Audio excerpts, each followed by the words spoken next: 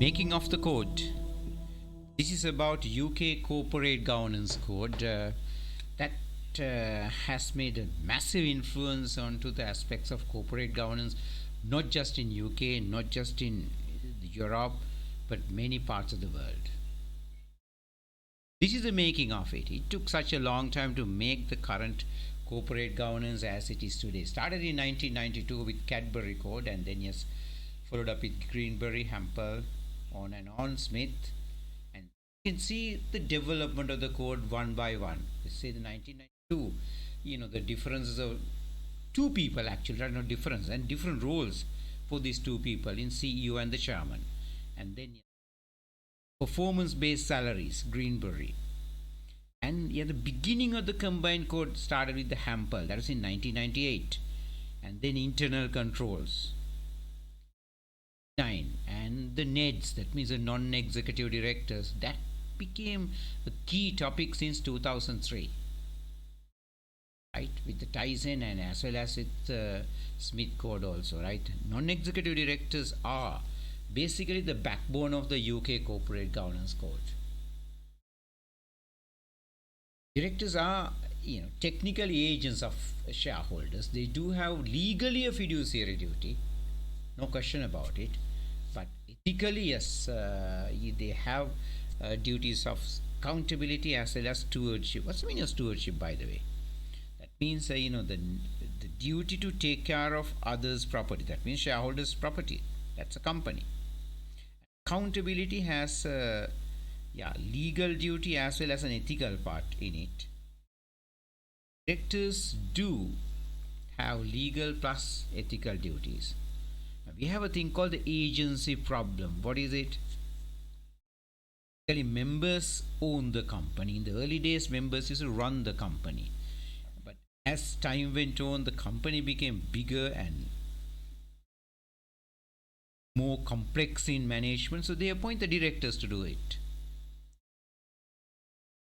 Appointed the directors to do it, but what happened was then the work was so complex that members started losing their power or ability to supervise it. And as a result, what happened? The directors focused on the short term, and the members would think of the long term, but the members lose the ability to supervise what the directors doing. So there was this disjoint.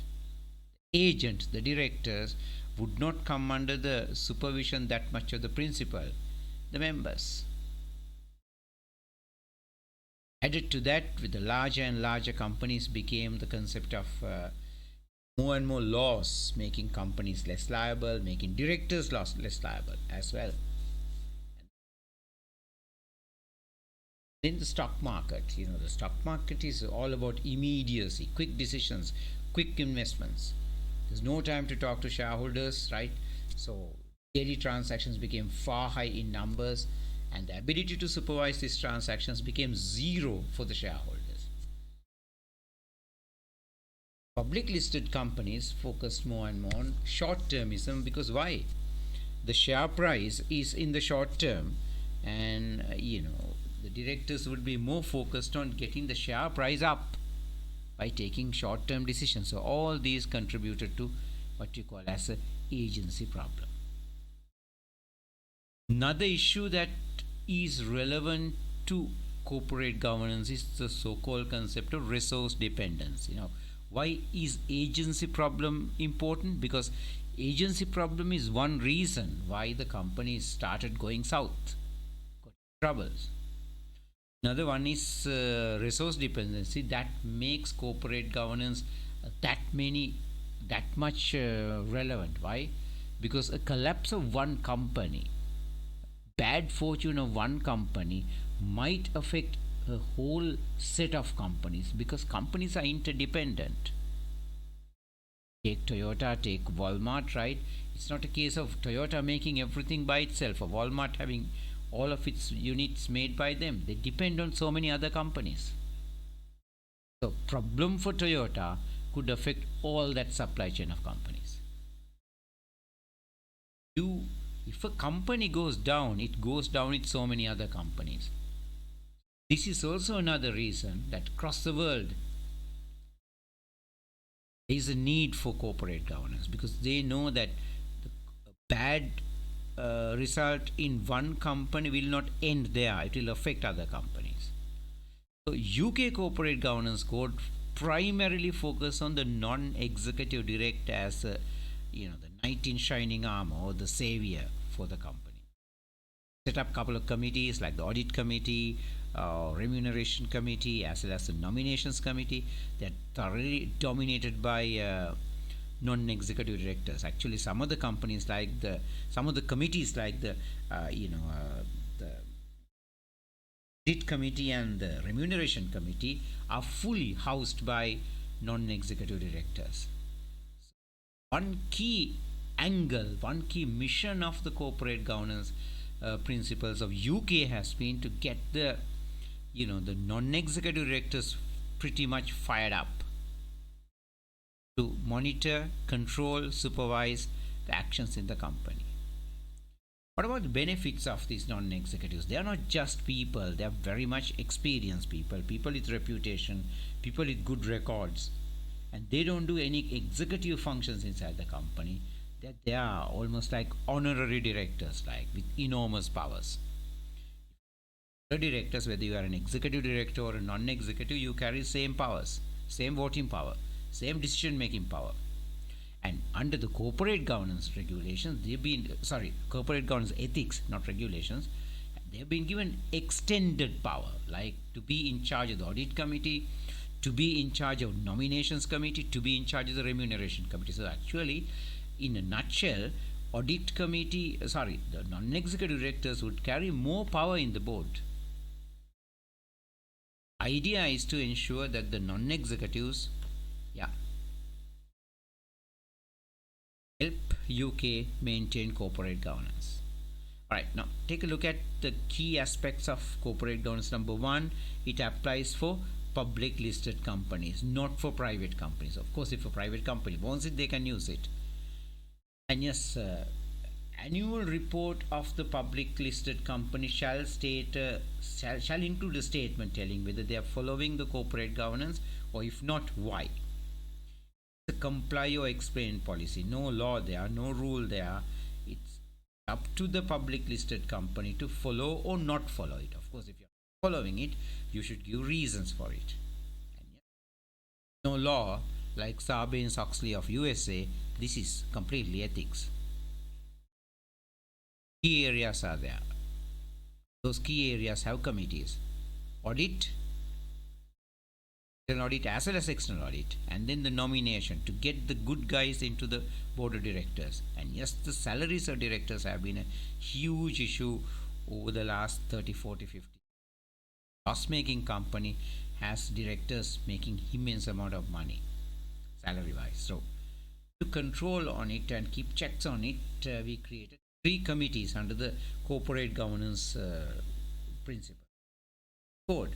Audit committee, completely non-executive directors. Nominations committee, majority non-executives. Remuneration committee, yes, fully non-executives. These committees come fully packed with the power. For example, if you take the nomination committee, they can even plan the succession plan of the directors. That means there's a director who's about to retire. Who else should be coming there? What about the diversity of the board, right? All that. Remuneration should be performance based, and executive director's salary is determined by the non-executives through this committee. An audit committee, they have the total power to control the internal audit team. Yes, they can work with the external audit as well. So they are highly powerful bodies, these committees, and may have been able to put the brakes on illegalities, wrong things happening inside the UK. This corporate governance code has a good history of success actually. Key principles of corporate governance code, yes, leadership, by CEO and the chairman, different roles, but they have to do it well. And the NEDs, they're powerful. We're looking at the effectiveness of the board, like the skills, experience, transparency in the working, accountability, yes, risk management, internal controls. Corporate governance code talks about constant dialogue between the shareholders and the director. Salaries, performance based. These are the new things in the Corporate Governance Code, the latest edition 2018. Take a look at it. It's an effort to get the employees more and more involved in the decision making in the company. Now this has been happening in France and Germany, where in the supervisory board of the two-tier board you see the employees getting involved, but not that deep. But under the UK Corporate Governance Code, there is an effort to get the wishes and the ideas of the workforce also playing a role. And yes, go to develop a set of values. That's for the long term. Typically, the companies have been very short-termish due to the stock market, and also the corporate governance code, works on now, right, to create a set of value culture. That means, okay, long term. Yes, proper succession planning. That means some directors go, but there has to be a system to maintain the way of the company, right, from person to person. Yeah. Remuneration committees. Think of the pace of the workforce also when you think of the salaries of the directors. And yes, board of directors to be more in experience, more in quality, more in capacity, more in qualifications. Now that has come, key issue in the UK. External board evaluation. So we need to check how the board is functioning, and this is done through an external evaluation. Yes, we have the audit committee and the remuneration committee, well as non-executives looking into the functions of the directors, but there is a need to see from an outside perspective as to how good the board of directors are. We call it external evaluations. It is for that purpose. Yes, financial reporting committee, it has been at it because the FRC is a body that created the corporate governance code nearly 20 years ago, nearly actually 12 years back. At it still as the implement. Challenges are there. You're looking at 2,600 listed companies in the London Stock Exchange, but only 800 of them follow the corporate governance code. There's still the debate going on. Are we to get the directors to follow an ethics framework, or are we to punish them like Sarbanes-Oxley has done? The debate is on. We're yet to finalize on it. UK prefers framework-based system. So many countries do, whereas America and a few other nations, they want to punish the directors when they do the wrong things. Anyway, corporate governance is a key issue, one that we cannot lose touch of. The economy has suffered whole lot because of bad companies being run to the ground because of bad decisions or unethical conduct. Made huge damage into the US economy, and the economy of US is yet to recover from it. So the need for the corporate governance to be taken very seriously and being made effective as possible, we need almost for every. In another lesson.